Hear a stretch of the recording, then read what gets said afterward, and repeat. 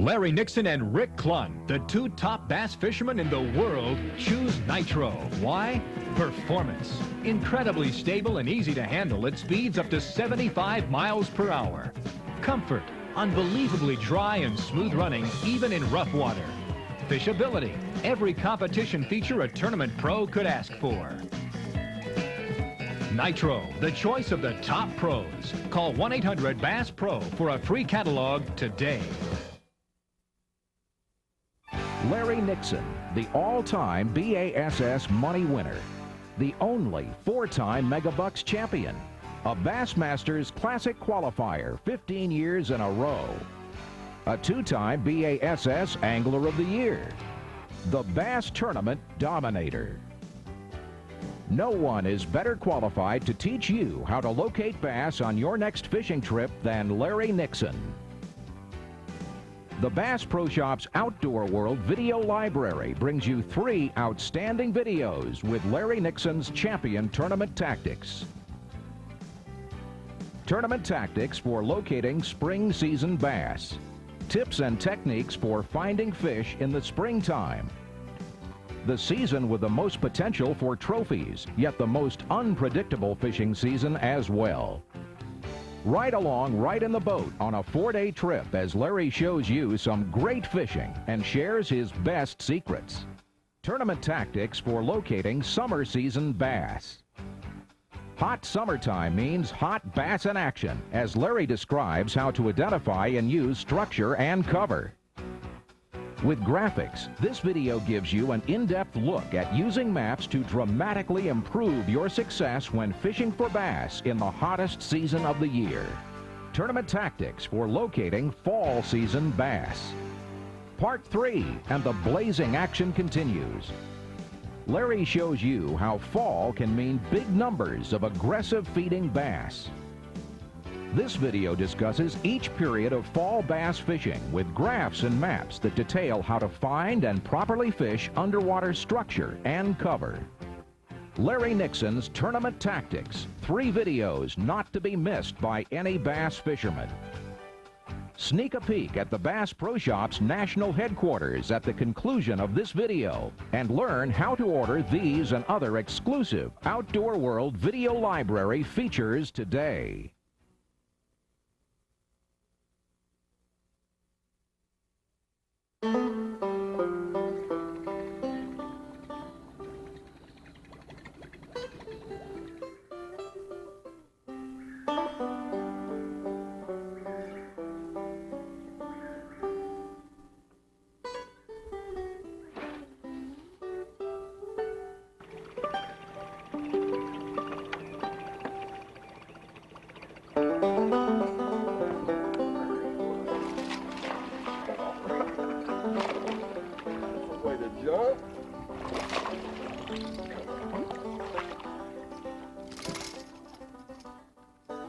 Good morning, folks. Welcome to summertime bass fishing. That's the way I like to see them come up and get a buzz bait or a topwater bait early in the morning. A tactic that is especially good and one of my favorites, I really enjoy fishing them, and that's topwater. You know, we all like topwater because you see the fish bite the bait, and you know, they're just exciting lures to use. And not only that, but the time of day that you use these, a lot of times is totally different from the time of day when you're going to catch fish on plastic worms. The Zara Spook, to me, is probably one of the #1 topwater baits for bringing bass up out of deep cover. A ledge, a bluff, or something that's under the surface of the water, down there 10 to 20 foot, especially on your clear water lakes. This is an absolute good producer. Probably my favorite of all topwater baits, the Pop-R. You know, this little bait right here has accounted for many a bass, and I've caught my share on it. And I plan on catching some at this lake on this lure right here. And it's very good worked around rocks, shallow weed beds. Really, it does not have a place that it does not catch bass. It'll catch fish anywhere. Another topwater bait to me that's very productive, and sometimes they'll bite these style baits over the others, and that's your propeller type baits. This particular bait here is a boy howdy. Another one that I'm sure you're familiar with is a devil's horse. Anything that has a prop on one end or the other, or maybe both ends, It creates more of a disturbance on the surface of the water, and when you've got a lot of little fry in a lake, that's when they're really effective. Right after the bass have spawned and you're looking at post-spawn and you're seeing a lot of little bitty minnows running around on top, a propeller bait was very effective. Another excellent choice, and one that is super on this particular lake right here that I'm fishing just from past history, is a buzzbait. It just creates something that bass don't like. I don't know whether it's agitation, irritation, or a combination of both, but they do not like a buzzbait, and they will flat bite it on a lot of lakes. It's especially good for covering more water than you can with these other baits over here. You can just throw it and wind it. It's no work to it, no fancy twitching or popping. Just throw it out and reel it in. Sometimes the speed is critical. If the water's real hot and the fish are sluggish, you may want to just barely crawl it on top of the water. If the fish are pretty aggressive and you're seeing them strike things every now and then wind it in a little bit faster because they're in a chasing mood. But the buzzbait is definitely a good choice.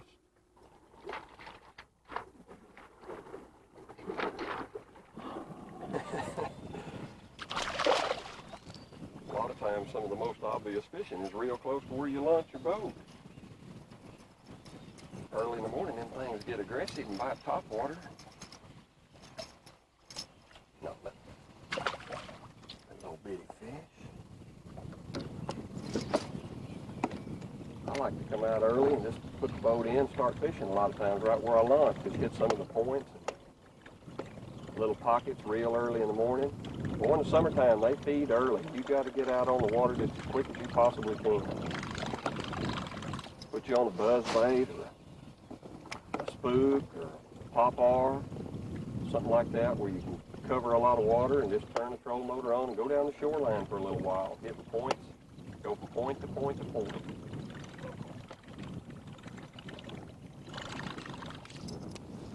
This gives me an idea. When I get out real early like this and I throw topwater for an hour or so, if I don't catch any, then the next day that tells me to fish down. Start throwing a plastic worm more. I'll go back and hit a lot of the same points because I know the fish are on points.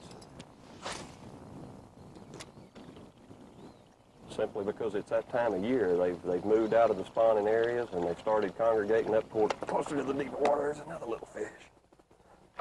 That's a pretty good little fish. You know, it's so many times your fishing is so obvious or so easy, and we try to make it hard. Just put you on a buzzbait or a pretty good little bass right there. And just, you know, too many people come out here early in the morning and sometimes you just miss the easiest fishing there is by running all over the lake. Not really, you know, having a good game plan to start out with.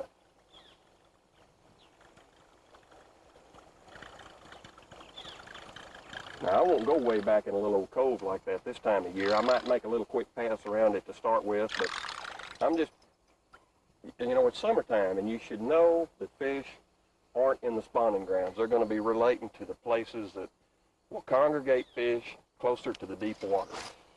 And it's just not time for them to be back there. This is a time of year that they relate to points and creek channels, underwater ridges, humps, fence rows, launching ramps, anything out of the ordinary, but close to deep water. This is the time of day right here that I really enjoy fishing most.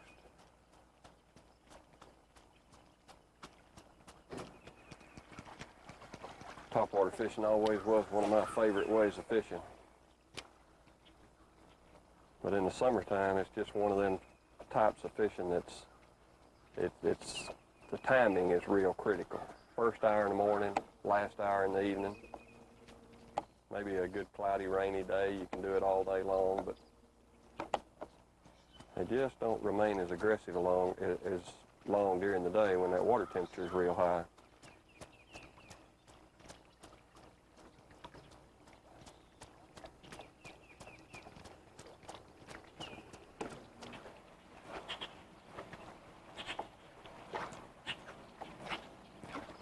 Usually in a little dingier water lakes, it'll take a topwater bait that makes a little noise, like a boy howdy or something with propellers on each end of it.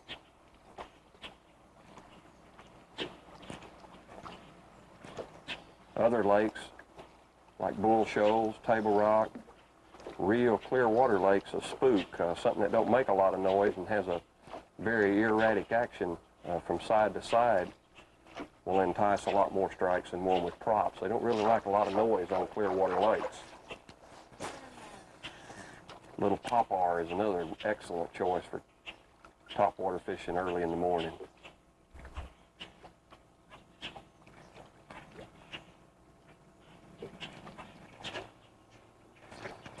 You get around some of them lakes that has a lot of vegetation in them, lily pads and or maybe milfoil or hydrilla or grass of some sort. A buzzbait is an excellent summertime choice early in the morning. Many of your backwater river areas, like the Arkansas River or the James River, anytime you've got real shallow water river systems where your bass don't have structure to relate to, sometimes topwater can be your number one bait for the whole day long. All bodies of water are a little different. River systems especially, the fish just don't relate to structure near as good as they do in lakes. So you'll be spending more time throwing at shallow water cover, riprap, stump beds, cypress trees, anything you can find in the water.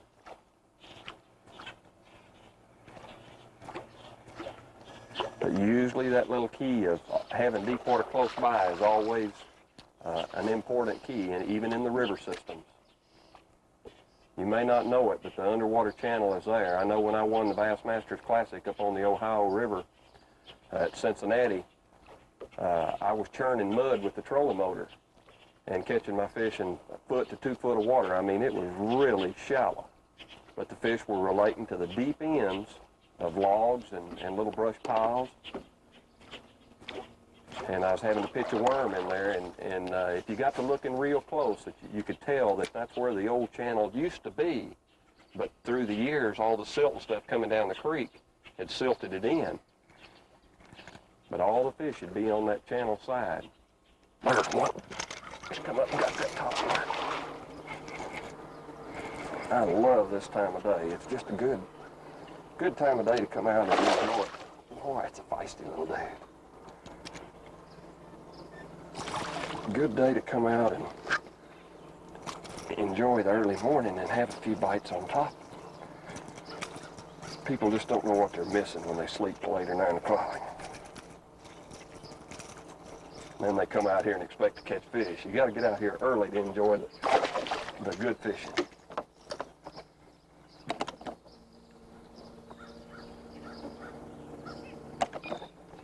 There are just so many different patterns in bass fishing.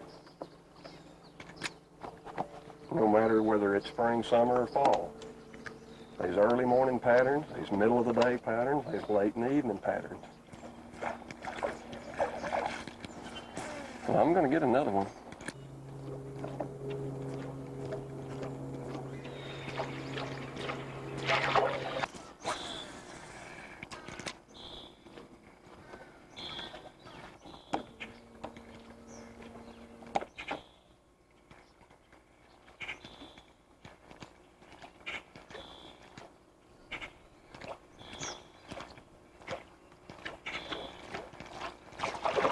There he was, too.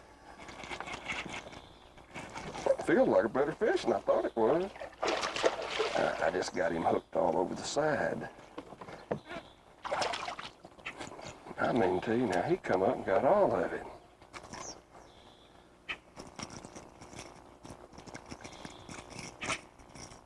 Pretty good little bass, though. Not too bad. That's fun fishing. See, there's always a pattern to everything. This whole bank down through here, I've had 4 or 5 nice fish this morning. I mean, in less than an hour's fishing time, and every one of them has been on the sides of one of these little points. I mean, there's just a definite key to where every strike has been. So if you pay a real close attention, that'll help you to know when to speed that trolling motor up and move on and cover some bank, and when to slow down and fish the good little stretches. Whoops, there was another little one. That was a real little one. This is probably my favorite of all topwater baits right here, a little popar. A lot of times when you're fishing topwater in the summertime, or well, any time of year really, sometimes they want one that's got spinners on it. Sometimes they want one that chugs. Other times they'll want that spook, a quiet, soft action. You just kind of have to experiment. When I'm really working on a topwater pattern, I'll go out and I'll have all three tied on, one on every rod.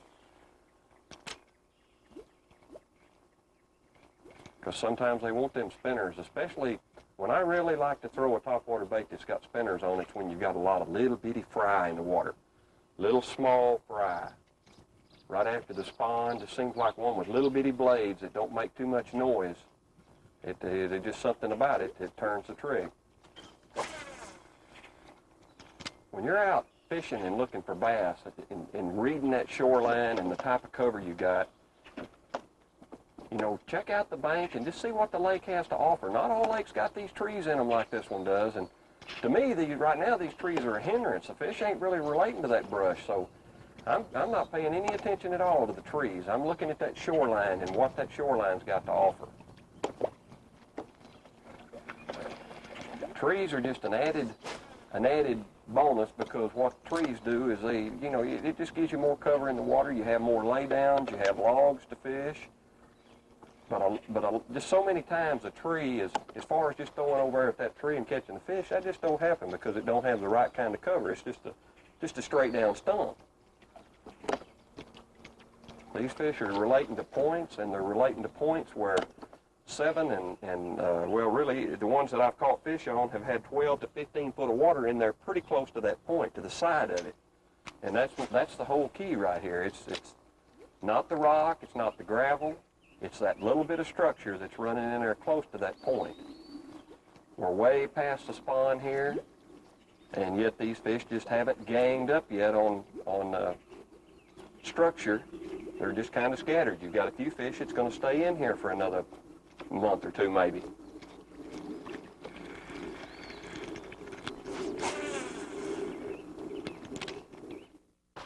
Right between them three trees, boy, he jumped up there and got on that popar. He ain't no big one, but he's a nice boy. I mean, he got it too, plumb crossways in his mouth. That's what you call getting a mouthful of a topwater bait. Not too bad, little fish. There's another one. Just about the time I get ready to change, that's a pretty decent one. About the time I get ready to change my pattern, I get another bite. Good grief, what a bajunk. You know, sometimes you can just keep throwing a topwater plug and just keep catching fish on it, but that's a nice bass. You know, there's got to be a way to catch some big fish. And so I'm going to move on and pull down here and run out a little bit of structure and see if we can't find some bigger fish on a worm. But right now, boy, this topwater fishing, I'll tell you what, I'd have to stay with it a while longer if I was just out here fishing, because this is fun fishing. There's a lot of different ways to go about looking for fish in the summertime.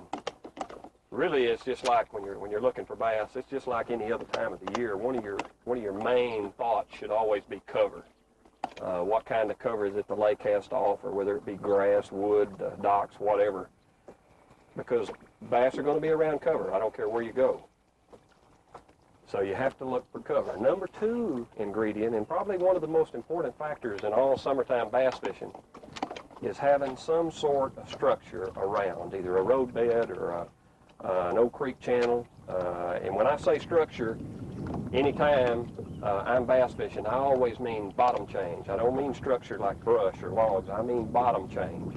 And that's a key ingredient when looking for summertime bass, because they nearly always are going to be out close to some kind of structure.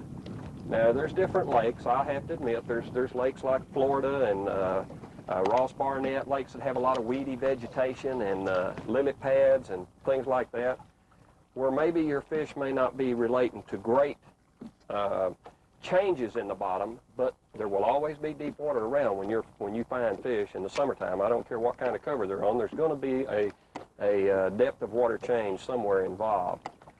And that's one of the hardest things to me about finding summertime bass, because it is some of the best bass fishing there is. And you just have to spend a little more time at it. It's not quite as easy as going out there and just throwing at the banks and fishing the points. And so it makes it a little bit more difficult.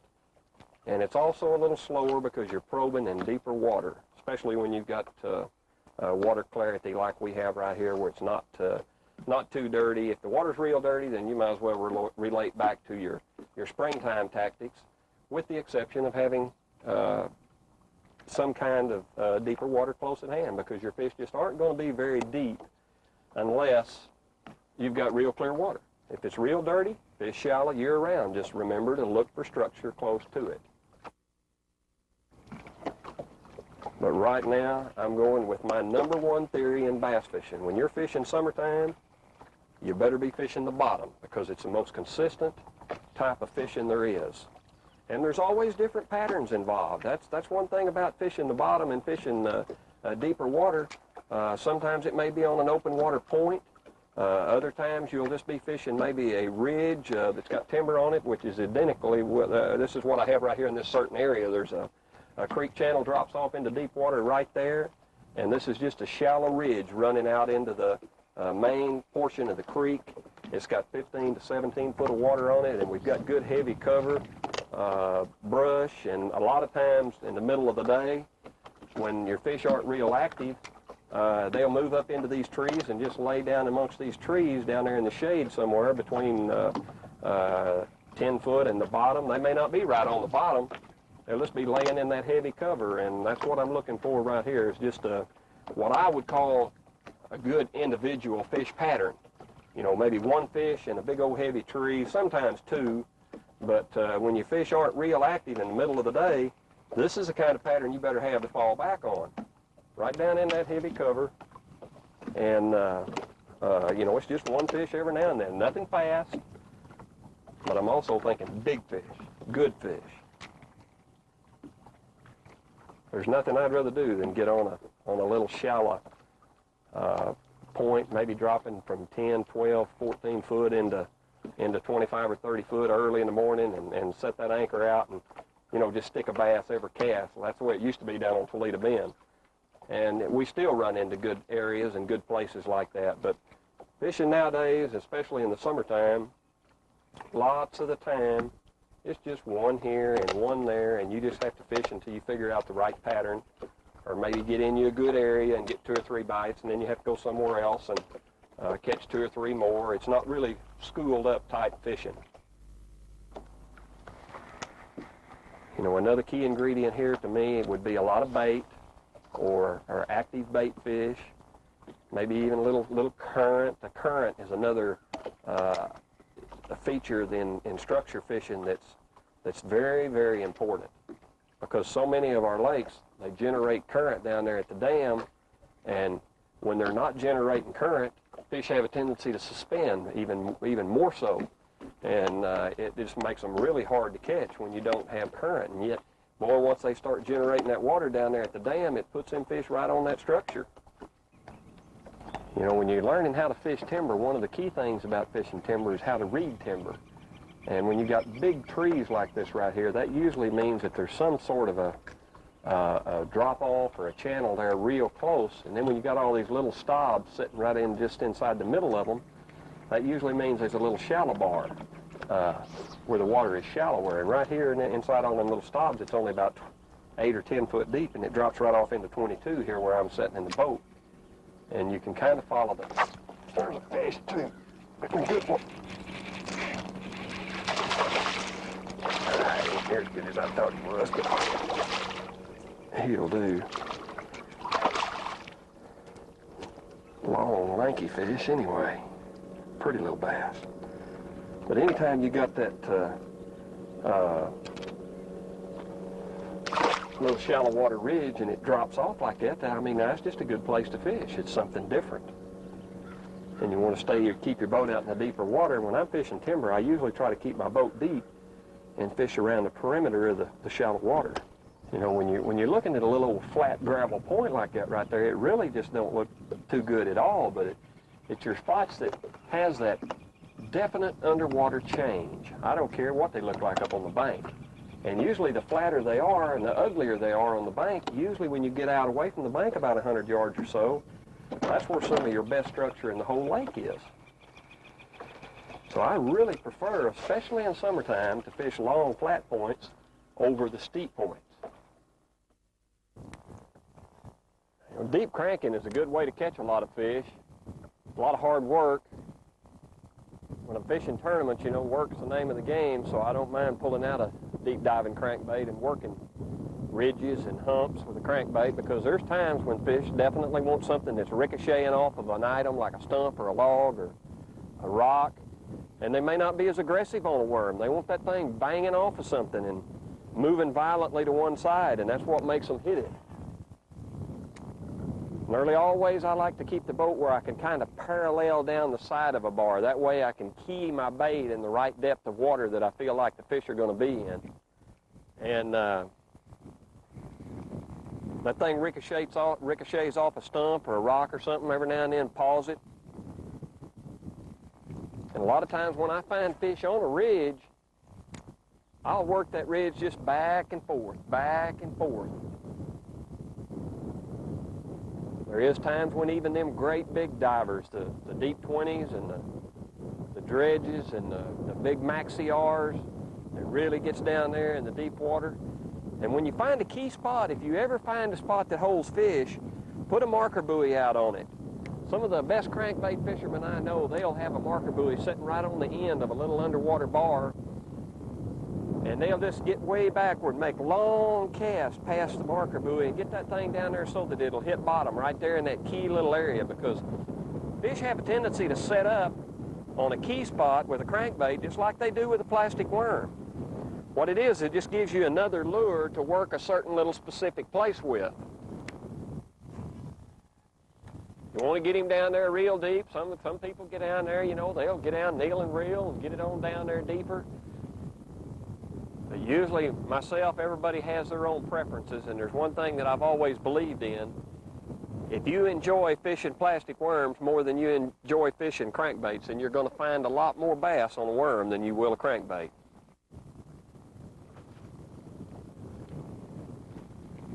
Well, that's one reason why the ordinary bass fishermen don't catch a lot of fish on baits like these, because this lure is not like going out there and throwing a hot spot or maybe a little 6A bomber on the rocks where you just fish a lot of rocks and catch a fish. Deep diving crankbaits are designed to fish specific pieces of cover. Like a lot of ridges and bars, they'll run down through there. You know, you'll be sitting deep throwing shallow, and all of a sudden that deep water will make a little niche or a little hook on the side of a point, and there'll be maybe 3 or 4 stumps on that little edge. And that's where these things really produce. It's the same identical type places that you fish a plastic worm. It's just that there's times when they don't want a worm, which is rare. I prefer them to bite worms. But when they don't want a worm and you got to trigger them into biting, a crankbait will trigger them into biting. Riprap and rocks on the end of bridges are also good places to check with a crankbait when you're looking for fish. A lot of times if they start generating water down to the dam, or wind starts washing through just right, it'll create a current that'll come around them rocks, and sometimes they'll really stack up on them things. See, all these places that I'm telling you about are specific type places. Like right here, you got the old creek channel swinging down alongside this bluff, and under the water off the end of this bluff right here, there'll be a point, an extension that there's no telling how far it may run out through there, and you know, it's a good place for fish to stack up on, so it's another choice for your crankbait. Now, this little area here is kind of unique. Anytime you've got a little gap between two islands like this, it's naturally a good place to look for fish. What makes this a little better right now is that the wind's blowing real hard, blowing right through this cut, and it might create a little bit of current where we might catch a fish on a crankbait.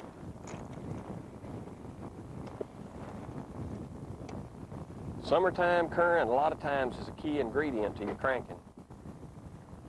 If you don't have current, you just don't catch many bass. Let's move on. No need wasting a lot of time here. Just that one little old cut's all there was.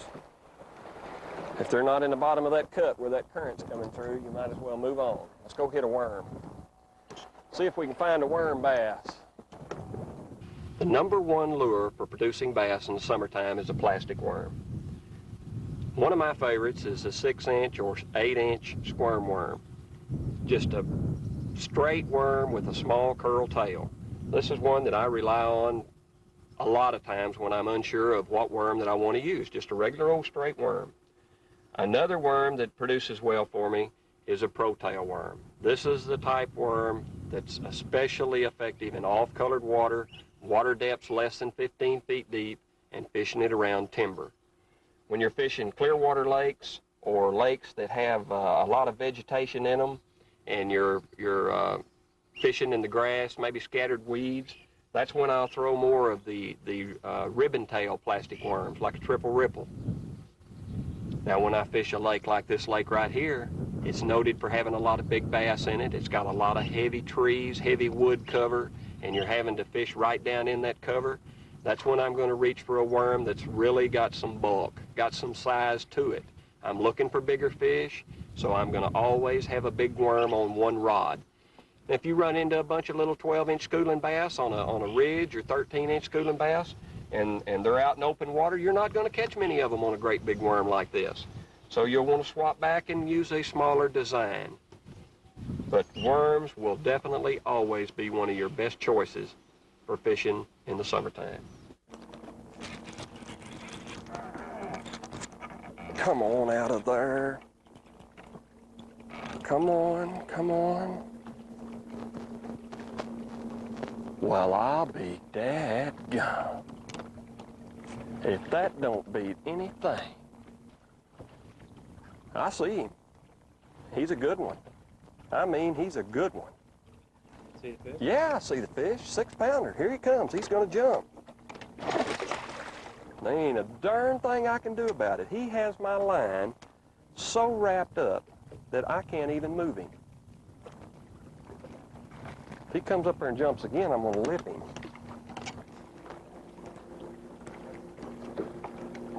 I mean, he has got that line so tight it will not budge. Whoops, there he come a little bit. I knew he was still on there. Come on. He can take line, but I can't get much line back.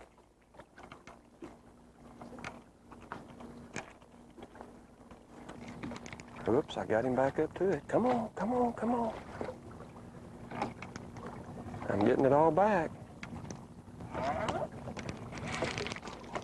Yeah, I got it all back without the fish. Well, bless your heart!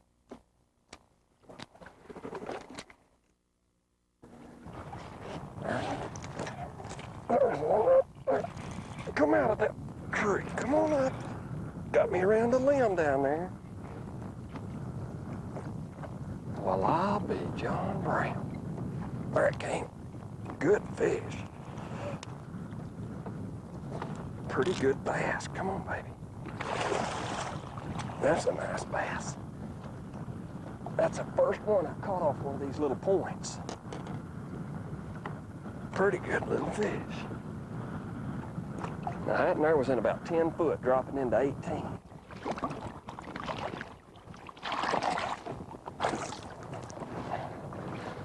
You know, I fished this little point once today. It's one of them little classic points to me. It's got a road running right out off the end of it here, and on both sides of this point, on one side of it here, it drops right straight into the river channel. It's got real deep water, and then over on the other side there, it drops into that creek.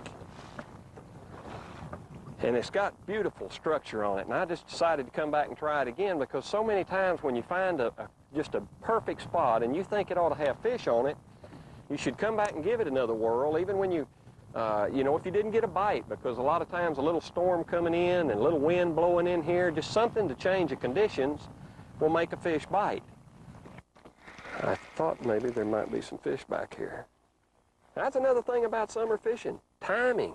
Oh, timing is very important. Fish may be biting back here from 10 to 2. And, you know, when you find a good hole that you think is good and it looks good to you and a classic, I mean, just a classic fishing spot, I know a lot of people say, well, what's a classic fishing spot? I wouldn't know one if it jumped up and bit me.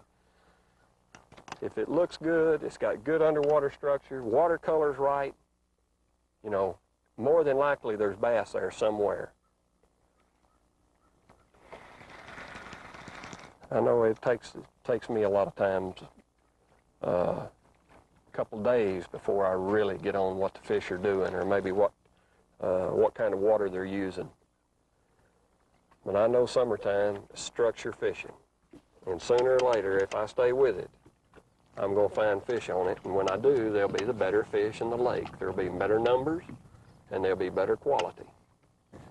You know, this is one time of year that I really don't pay a whole lot of attention to water temperature, because once it reaches somewhere in the low to mid 80s, that pretty well tells me that your normal old bank fishing is over with. I mean, your fish are going to have moved offshore, out away from the bank, and they're going to be relating to some other type of underwater structure. And that's where I see more people making their summertime mistakes than any place else, is they want to fish everything related to the bank. And that's fine. Early in the morning, fish still use that type of water relating to the bank. You know, if there's a deep water creek channel or river channel or something coming in there close to that bank, they'll use it for the first couple hours. And then about 8 o'clock in the morning, once that sun gets up there real good, they have a tendency to just move off that stuff and suspend. And people say, you know, boy, I had good luck this morning the first 2 hours, and then that's it. They just quit biting. Well, they don't always just quit. That's when you want to move out further offshore and have look for something that doesn't get fished very often. Maybe that's the reason that these places are better up in the day. That maybe other people just don't fish them or don't know how to fish them, and so they don't fish them right. But I find that fish bite all day long in the summertime. Naturally, early and late's better, but even during the middle of the day, if you find the right water, you're going to catch fish, and usually they'll be big fish. Big, thick tree. Nice little bass.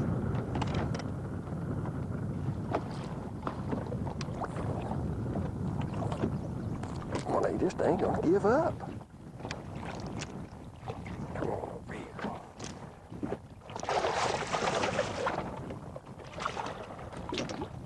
Yeah, stay with that. There's so many times bass fishing when that's just what you're doing. You're hunting a pattern that will just produce one fish every now and then, but he'll be a good fish, like that fish right there. And that's one of the things I've established. Hadn't found no great numbers of fish, but just a good pattern.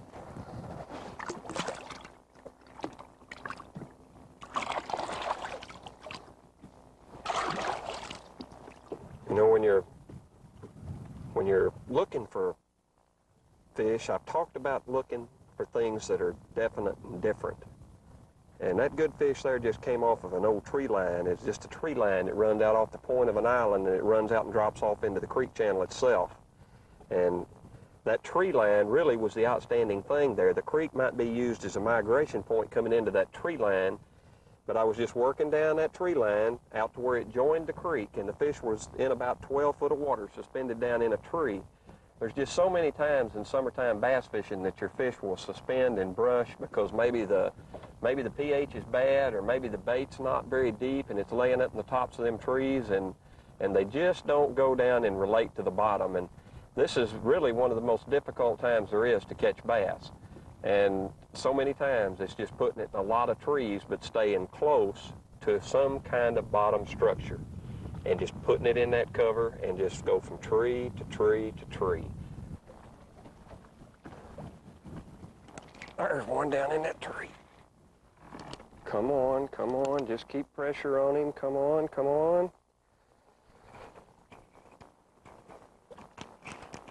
on. There he is. Finally come out of there. Boy, he is black. He has been suspended in that tree. Look how black that fish is. Now that's the first bite I've had on a jig. But a lot of times when they're feeding on bluegill or something and they're suspended in brush, they'll just get that thing on the fall, and a jig will do a better job than a worm. That was a good fish. I might ought to have been throwing that jig a little more often. These fish they can be so many places when they're suspended like this. Got a million trees from the bend.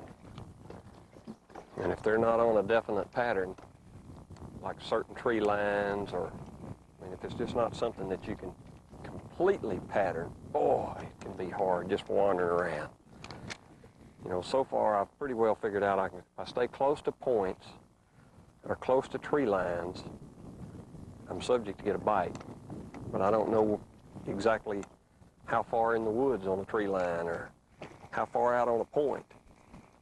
They've been anywhere from 12 to 40 foot. That's what makes it interesting. One of the types of structures that I always look for when I'm fishing summertime patterns is an open water pattern where I ain't got any trees around. I'm just fishing a point here where a channel comes in here close and makes a little hook in on this point, and it drops straight out of 3 and 4 foot of water to 30, 35 foot. And I'm going to follow this ledge all the way out to where it drops off into the deep water. And one of the most effective ways to fish one of these is with a Carolina rig. And that's where you've got your weight 2 or 3 feet up above your worm. I use a big heavy sinker, and then you tie a swivel in your line and use a 17-pound test main line, so if you get hung up, you don't lose your sinker and swivel. All you'll lose is your hook and your worm. And it's become a very effective technique for catching bass in bass tournaments, I guess, because you can cover so much more water with it. You stay in contact with the bottom a little better. In lakes that has current and milfoil or some kind of grass on the bottom down there, it allows your worm to float free up off the bottom. And you work it very much just like you do a Texas rig. It's just to lift and bounce it along slow and let your weight sink back to the bottom. And it's just a real effective way for fishing open water.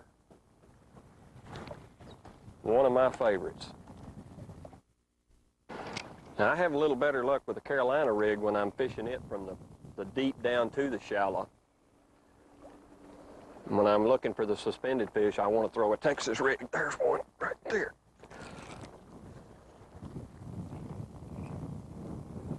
There he comes out. Must be a little brush pile down there. He was so far down in that brush, he just come on in here. He was down in a tree. Ouch! That fish has got little sores on his sides. But that Carolina rig it really is a method that you should learn to use, because I know too many people that don't even fish with the Carolina rig at all, and I've really become sold on it. One of the hardest things in locating bass is getting started. How to select the proper area, or how do you select areas to look for bass? And the way I do it is I try to spend at least one day in one area. When I put my boat in, that's pretty well the area that I'm going to fish. And if I'm looking for worm bass, then I'll start out by selecting areas that have a major tributary in the mouth of it. Now right here, if you'll look real close, you'll see that this is one of the major coves on this little arm right here. And what I'm really looking for here is a lot of potential, a lot of different possibilities. And here I have the old creek channel that swings right across the mouth of this, and a lot of times that's one of the most important factors is the location of the river channel. Now I've also got 1, 2, 3, 4 different points to look at.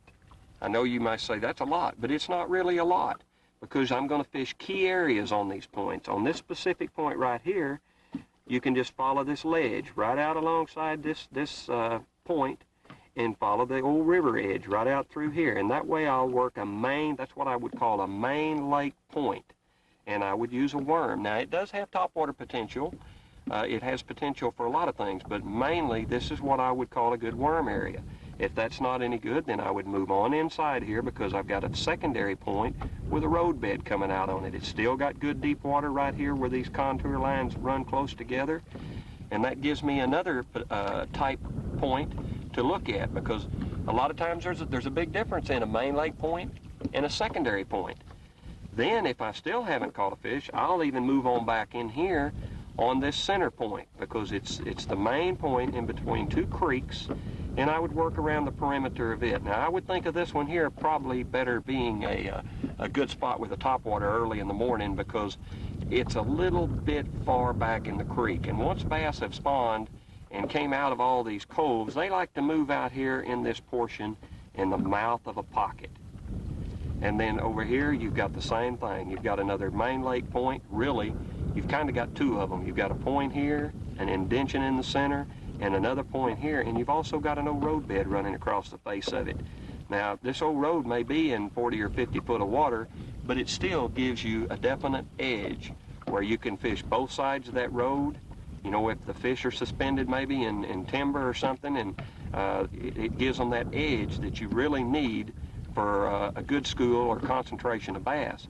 And it also gives you these heavy trees around the face of it. But to me, that is a prime worm spot. Now, another spot, and this is one that I found, or I'm going to definitely go look at, because it is what I would call a classic wormhole. You've got the main creek channel coming all the way across this creek right here. Now, if you'll look real close right here in the center, you'll see that there is a little bitty island, or a little bitty underwater hump right there. And it also has a little small slough that tucks around in behind it, so that tells me it has deep water here, and it has deep water around here.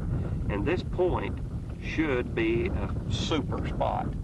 And I mean, if I didn't catch any fish there, and I didn't catch any fish on these points right here, then I would probably go out in the middle of the lake and look at an underwater ridge or some different totally different type of worm structure. Maybe a clean water point, or a clean water bar, or a hump that doesn't have any trees on it. I'd want something just totally barren of cover, except maybe some bottom cover, and yet I'd have a good sharp little break on the bottom down there.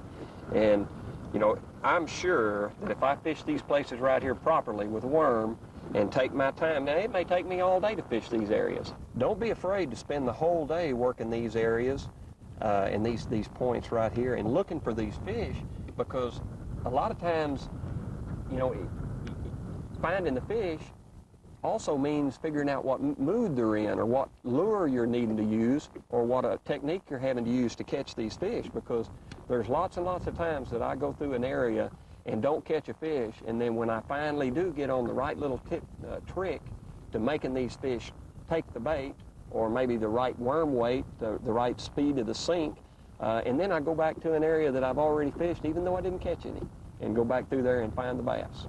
So, you know, it takes time to find these fish. You can't just do it in a half a day. You got to spend time. We talked about areas on the map that I would use for finding fish worm fishing. Crankbait fishing is a little bit differently, because number one, you can't hardly fish areas that have a whole lot of heavy timber sticking out of the water with big crankbaits. So when I'm looking for fish with a diving crankbait, a deep running crankbait, a lot of times I want to find an area that is where 2 sections of a lake join. Like you've got a river coming down here, you've got a major creek coming out here, and they join up, and this creates areas that current have a tendency to move around. And you want to find little underwater bars or ridges, like this main lake point right here, where it sticks out in the lake. There's usually always little drops somewhere around this point, And what you do is you see these contour lines, when they tighten up real tight together, and usually it'll be around like right here, right on the inside edge of this point, where they tighten together. Now this may be 50 yards off the bank, so don't get confused. I'm not talking about fishing right up against the shore. I'm talking about out in this open water. You'll find a little hook or a little section of bottom that has some brush or stumps on it, and what I normally do is just take the big crankbait and I'll work the whole face of this area. And if I feel some cover or some heavy brush, I'll turn the boat around and come back around here and crank it again, because cranking in the summertime is always specific little spots. And that would be a key one right there. Another type of crankbait fishing that can be real important this time of year is the shallow runners, the ones that's got the wide lip and beat and bang around on the wood and don't get hung up. And when I'm using them, I'll look for a totally different type of water. I'll normally go back in the back of a creek and select areas like this where the riprap is here on the end of this bridge. I'm looking for a little more off-color water, and I'm sure the water's probably going to be dingier back in here. And I'll also crank this channel back in here where it runs back down through these trees. And I'm looking for areas that are 2 to 5 feet deep, have quite a bit of stumps and heavy stuff dropping into the creek channel itself. 2 to 3, 4 foot deep, boom, drops right into 10 or 12 foot where the old creek is. Now these are areas that fish will stack up on right after the spawn, and that's kind of a early summertime pattern, but you never know, it'll last all summer long at times. One of the most important parts of summer fishing is trying to establish that early morning pattern. And a lot of times, that's topwater to me. Topwater and buzzbaits. Now, when I do a lot of topwater fishing, the number one factor I think about is water clarity. I want clearer water. I just found that I catch a lot more fish on topwater if the water is pretty clear. Now, that would automatically put me in this lower section of the lake, because I want to see the clearest water on the lake to start with, and that's going to be my first choice. Now, my choice of fishing water, a lot of times, rather than fishing the heavy timber and the heavy wood, I want to find rock, riprap, bluffs, and I would key on little creeks maybe like these right here that do not have a lot of standing timber in them, but yet I have a lot of little side points. You see, I've got 1, 2, 3 there, 2 here, and then I might move around here on this bluff and check it out to see if there's any suspended fish along this bluff that would come out of the deeper water to hit a spook or a topwater of that nature. And mainly with a topwater bait or a buzz bait, it's just a matter of coming in and fishing a lot of bank. I like to take a buzz bait and just put it on and just spend 30 minutes non-stop trolling up and down the bank to see what kind of fish are, see if I can get any fish to come up and look at it. And then if I don't get any strikes, say in a real clean pocket, I'll just crank up and run across the lake over here and check out this little clean pocket right quick and fish this points maybe in this timbered cove, and you know, just do little small things, little small areas, because that's important in topwater fishing. You get back in a big old creek like this, boy, and you just waste your whole early morning period, and that is the key topwater time. So fish small coves, small pockets, small points, or several little points that are close to each other, and this way you can cover a little more water and you spend your time more efficiently, because boy, that early morning gets away from you in a hurry. And that's the time of day that I really hate to miss. You know, as tough as these fish get after about 7 o'clock in the morning, I don't doubt what a guy couldn't catch a bunch of these fish at night on a worm or a rattle claw or a jig or something of that nature. When I'm night fishing, I really like to fish this kind of point right here. I like little steep rock points that don't have a whole lot of timber on them, got deep water close at hand. And them fish will come out of that deep water and they'll get up on these little points at night, even though you can't catch nothing on them in the daytime. So many of our lakes across the United States, daytime worm fishing or daytime fishing in the summertime period is just not good.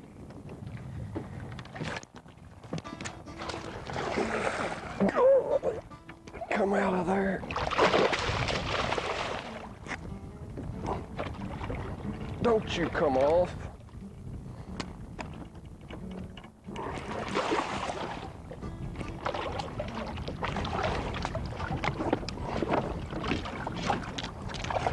Georgia, I finally got one out of them trees.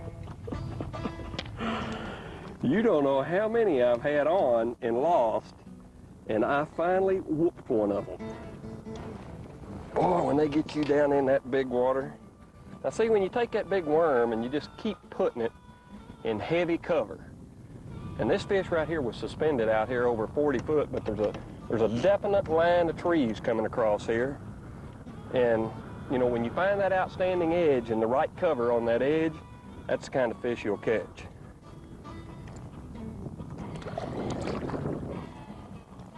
That was a good fish.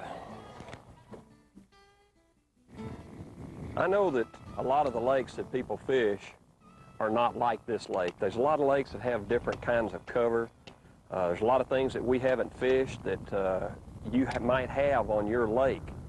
You might have boat docks, you might have lily pads. There's just a million different types of cover. And the main thing that I've tried to teach you is to think structure. Think deep water, think deep water close to shallow water. Just think about the area of the lake that you're looking for fish, because the number one factor in summertime bass fishing is having the big water close. You don't want the fish you don't want to spend all your time way back in a cove or in a creek. You want to fish the outermost portions of pockets if you're looking for deep water fish especially, or concentrations of fish. And there's a lot of lures that we haven't talked about that you can use. If your lake has a lot of little 12 and 13-inch fish in it, then you might want to use a split shot rig. Anything to catch smaller bass. Usually when I think small fish, I think smaller lures. But I still fish the kind of water and the kind of places and the kind of areas that we have looked at. And another key ingredient that maybe I may have failed to mention is shade. If you've got a lot of boat docks on your lake and that's the only shade you have, or maybe that's the only cover you have, then that's the type of areas that you should spend your time fishing. And not only that, number one key in summertime bass fishing in a lot of instances is time of day. Early morning is the most critical time. So get out there early and enjoy that peace and quiet that you get early in the morning. You can beat a few of the other boats out on the lake, and normally you can get some good early morning topwater fishing. And I hope that with a lot of the things that I've said in this video will help improve your bass fishing, because every one of them, it took me a long time to learn them.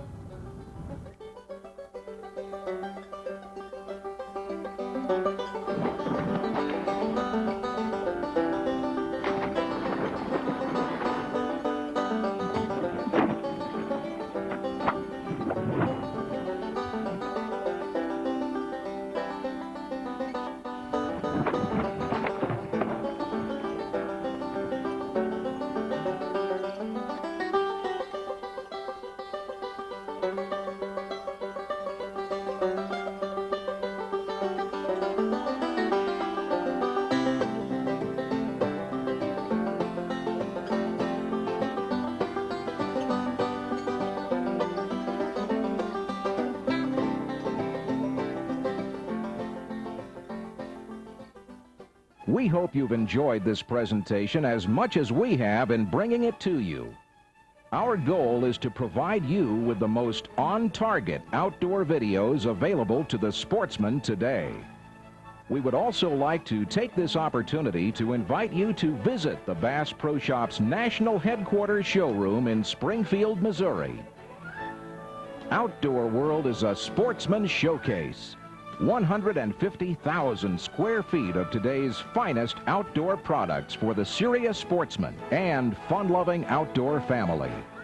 And it's all set in an atmosphere you simply won't find anywhere else, with an indoor waterfall, huge fresh and saltwater aquariums, a full-size 2-story log cabin, and the largest collection of trophy game and fish mounts you'll find on display anywhere, plus much more. There's even a fresh seafood restaurant, snack bar, and barber shop to make your visit more enjoyable. The fisherman will find all of his old favorites along with the most up-to-date selection of modern high-tech tackle available at Outdoor World. In or out of season, you'll always find thousands of rods, reels, and aisle after aisle of today's most asked for lures, filling the shelves of the Outdoor World Fishing Department. And we've even opened our White River Fly Shop to fulfill all the needs of the ardent fly fisherman. The Bass Pro Shop's catalogs bring the greatest selection of top-quality outdoor products currently available right into your home, and as close as a phone call away. For our latest catalog, call 1-800-BASS-PRO. The catalog is free, and so is the phone call. We want to thank you for letting us help you have fun in the outdoors.